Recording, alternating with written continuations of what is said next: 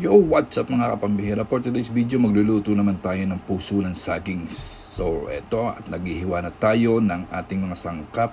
Right? Gumamit tayo ng fork. So, ito na yung ating mga bawang sibuyas. Madali ang luto lang ito mga kapambihira.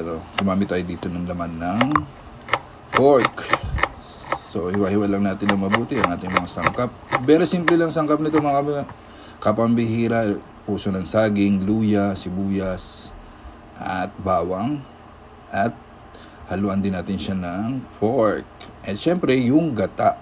Yan lang ang kailangan natin para makapagluto tayo ng puso ng saging na ginataan. So, ito nagpaedito tayo ng kawa. Kawa ginamit ko dyan, maliit na kawa. Ayan. At simple lang yan. Painitin na natin ng kaunti at ilagay na natin ang ating baboy. Yan, unahin natin. Pag-brownie lang natin hanggang sa lumabas ang mantika. At syempre, kapag niyan ay nagprito tayo ng GG or kalungkong. Alright. So, lagyan natin mga aromatics natin. Sibuyas. Sunod natin ang bawang. Ayan. Brownies lang natin yan. And isunod na natin itong luya mga pambihira. Yan, strip lang natin yung pagkakahiwa niyan. Walang gaano special na hiwa dyan. Gisa-gisa lang natin yan at imekos-mekos na yan mga pambihira. At pag nagisa na yan, ilagay na natin ang puso ng saging. Tip lang mga pambihira, lamasin natin sa asin at para mawala yung dagta. Alright, balawang maigi. At yan, para mawala yung dagta niya, igisa na natin siya na maigi. At syempre, ilagay na natin dyan ay ang pangalawang gata. Alright.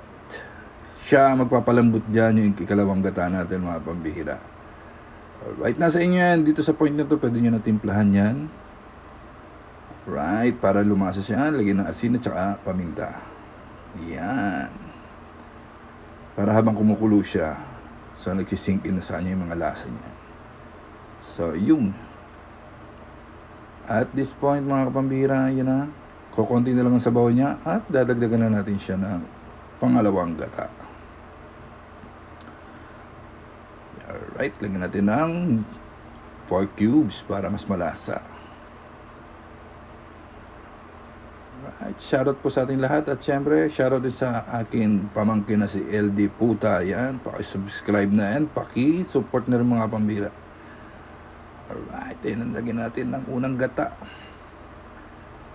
At pakuluan lang natin siya mga pambira. Alright.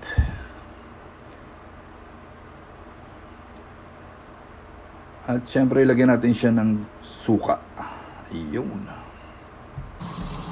Lagyan natin ng pawis ng minsan. Lagyan natin ng pawis ng insan yan mga pambira. Bagoong isda. Yan. At timplahan na rin natin yan habang pinapakuluan natin yan mga pambira. Alright, ilagyan natin ng siling haba, 3 piraso. Iwain natin isang medyo maanghang. At ayan na mga pambihira. Alright, so ito lang ating finished product. Ginataang puso ng saging with